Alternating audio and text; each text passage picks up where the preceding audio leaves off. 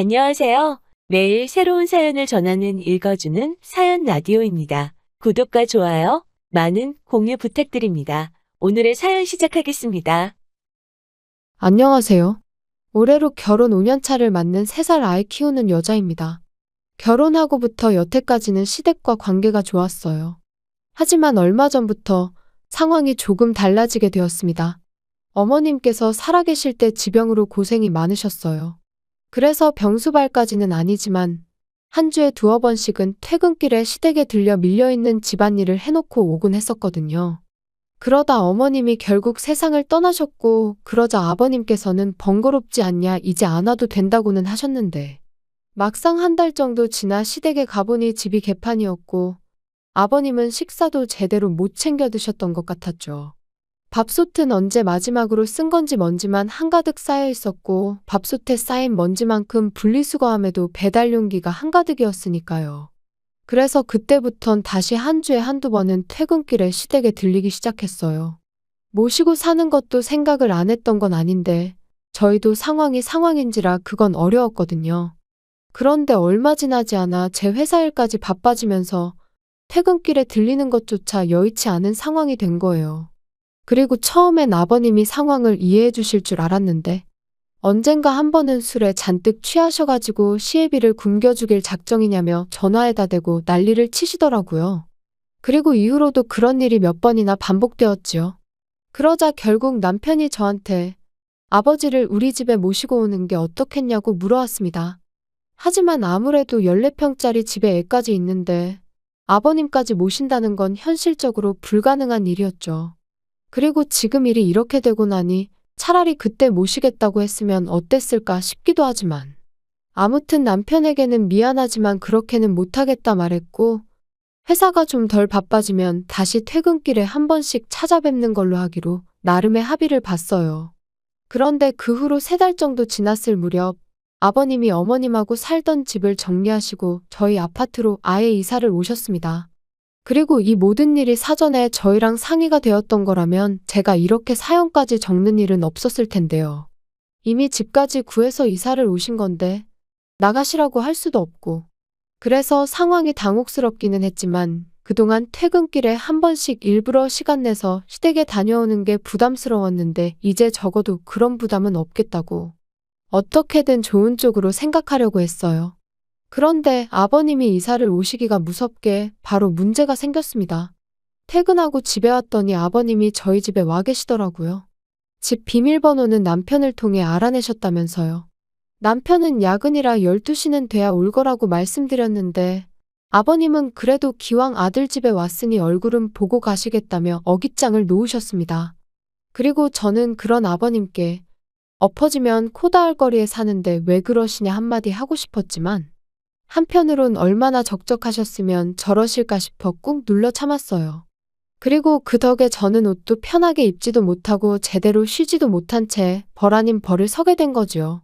이후로 12시가 넘어서야 집에 온 남편을 아버님은 붙들고는 놔주질 않으셨고, 그래서 마침내 집에 가실 때 시계를 보니 새벽 2시가 다 되어가대요. 어이가 없었고 남편한테 비밀번호는 왜 알려드렸냐고 따질 생각이었지만 그럴 기력도 남아있질 않아 쓰러지듯 잠들었습니다.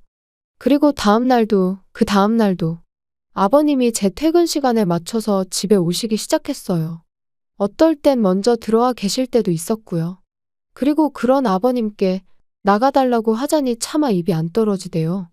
남편은 남편대로 그냥 저한테 무조건 미안하다고 사과만 할 뿐, 이 상황을 해결하려는 의지는 없는 눈치였고요. 정말이지 모시지만 않았지 모시고 사는 거나 다름없는 날들이었어요. 정말 피곤한 날도 아버님 때문에 저녁 식사를 준비해야 했고, 식사 후에는 자연스레 거실에서 TV를 차지하고 계시니 집에서 제가 편하게 쉰다는 건 거의 불가능한 일이었지요. 그리고 말이 나왔으니 말이지만 반찬 투정은 또 얼마나 심하셨는지 몰라요. 고기 반찬이 없으면 밥상머리에 풀떼기밖에 없다고 짜증을 내시기 일쑤셨고, 나중에는 아예 내일은 이거 해달라 저거 해달라 메뉴를 정해 통보를 하시대요. 그리고 이런 날들이 3달 넘게 이어지니 정말 정신이 나갈 것 같더라고요. 게다가 처음엔 그래도 주말에는 아버님이 안 오셨는데 언젠가부터는 주말에도 저녁 식사는 같이 하는 게 좋겠다면서 초인종도 안 누르고 그냥 문 따고 들어오셨습니다. 그리고 그럴 때마다 매번 남편은 미안하단 말뿐이었어요. 그래도 아버지인데 어쩔 수 없지 않냐면서요. 다 적고 나니 남편하고 아버님 흉보는 내용밖에 없네요. 사실 남편 말 맞다나 아예 처음부터 시부모님을 모시고 사는 사람들도 있는데 그에 비하면 저희 아버님은 저녁 때만 왔다 가시는 거니 제가 너무한 건가 하는 생각이 들기도 해요. 정말이지 저도 제가 원하는 게 뭔지 도대체 어떻게 하고 싶은 건지 모르겠기에 머릿속을 정리하면서 위로도 좀 받고 싶어 이렇게 사연을 보냅니다. 혹시나 저랑 같은 상황을 겪으신 분이 있다면 어떻게 하는 게 현명한 대처인지 조언 한마디 부탁드려요. 안녕하세요. 얼마 전에 어머님 돌아가시고 나서 아버님이 집 근처로 이사와 매일같이 집에 찾아온다는 사연 적어보냈던 사람입니다. 벌써 2달이나 지났다는 게 시간이 참 빠르구나 싶네요. 아니면 매일같이 시달려서 시간 가는 줄 몰랐던 걸 수도 있고요. 잠들기 전이면 항상 제 사연에 달리는 댓글을 확인했었는데 뭐하러 참고 사냐며 이혼하란 사람들이 많았어요. 그리고 솔직히 처음엔 사람들이 남의 일이라고 너무 쉽게 이혼 이야기를 꺼내는구나 싶었죠. 이제 와서 말이지만 저한테 이혼이라는 옵션은 아예 없는 거나 마찬가지였어요. 어떻게든 지금 이 상황만 현명하게 넘기면 괜찮을 거라고 생각했으니까요. 그런데 누군가가 남긴 지금 이혼하지 않으면 시아버지 돌아가시는 날까지 그렇게 시달리며 살아야 될 거라는 댓글을 읽었을 땐 뒤통수를 맞은 듯 큰 충격을 받았습니다. 남편하고 한번 허심탄회하게 이야기해보란 댓글도 있었는데 왜 안 해봤겠어요. 하지만 그럴 때마다 남편은 그저 고장난 라디오 마냥 고맙다 미안하다 말뿐이었으니 나중엔 대화도 무의미하게 느껴지더라고요. 아무튼 어찌저찌 마음속에 참을인자 새겨가며 하루하루를 버티고 있었는데 결국 아버님하고 부딪히고 말았네요. 아버님은 평소에도 반주를 즐겨 하시는 분이셨는데 어머님 돌아가시고 나서는 더 자주, 더 많이 드시더라고요. 그리고는 언젠가부턴 저희 집에 오실 때도 술은 잊지 않고 챙겨오기 시작하셨지요. 그리고 그날도 어김없이 제가 어린이집에서 아이를 데리고 퇴근을 하니 아버님이 먼저 와 계셨어요. 무슨 보물단지 마냥 소주 2병을 끌어안고요. 아버님이 아이랑 놀아주신다길래 저는 저대로 저녁 식사를 준비하기 시작했습니다. 그런데 문득 왜 이렇게 조용하지 싶은 거예요. 그래서 거실로 나가보니 세상에 아버님이 안주도 없이 소주를 드시고 계시대요.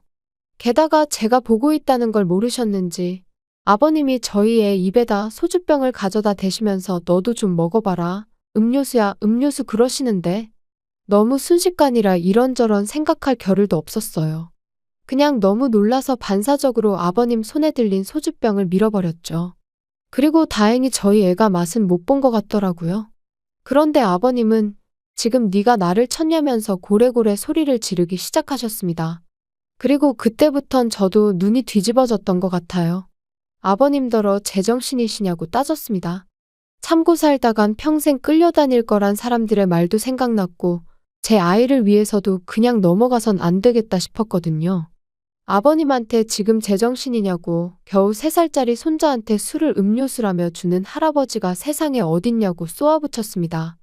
그랬더니 아버님이 그거 좀 먹는다고 애가 어떻게 되는 것도 아닌데 제가 당신을 아주 잡아먹을 기세라며 소리를 지르시곤 화장실로 휙 들어가시대요.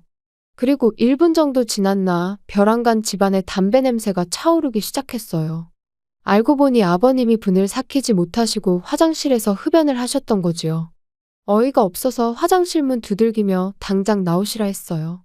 무식하게 누가 요즘 실내에서 담배를 피냐고 그리고 간접흡연이 애한테 얼마나 안 좋은지 모르시냐고 대체 아버님 땡 놔두고 저희 집에 오셔선 행패시냐고.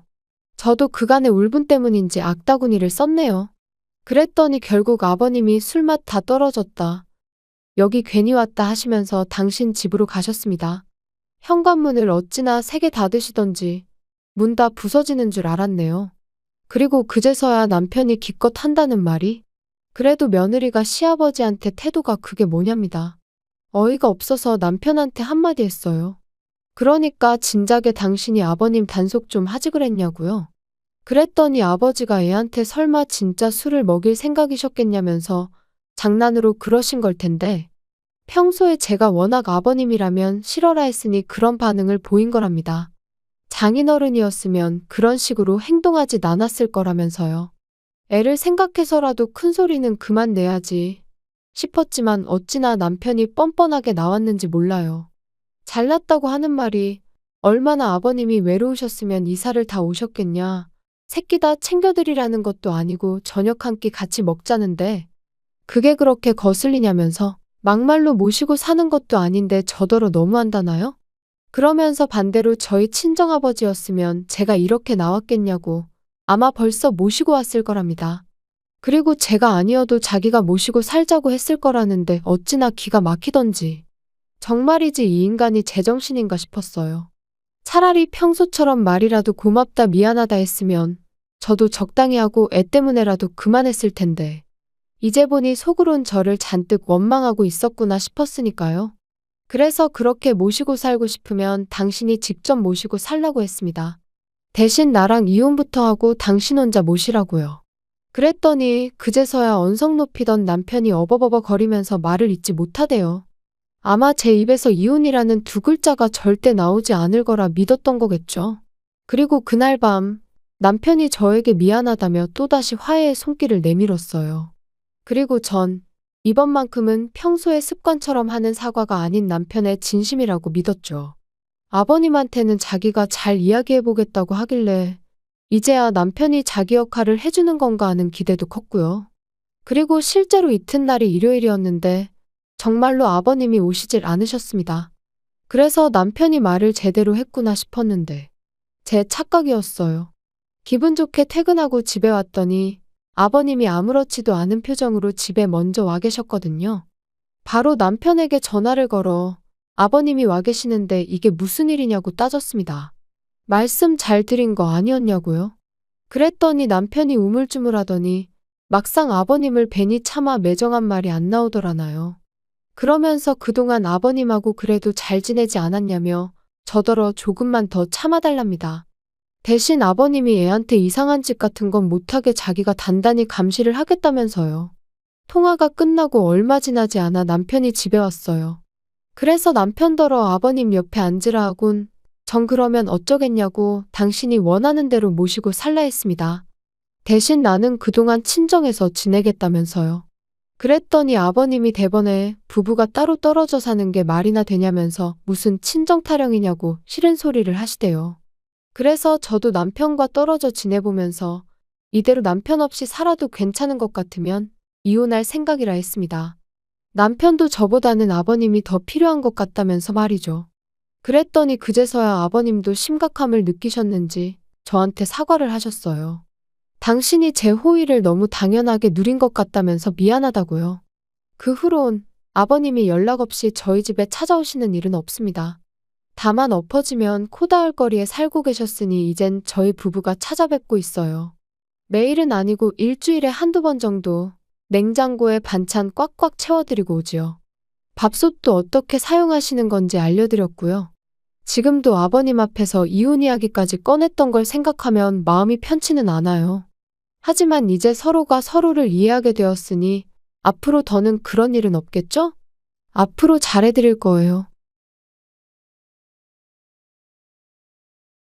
긴 이야기 들어주셔서 감사합니다. 오늘의 사연은 여기까지입니다.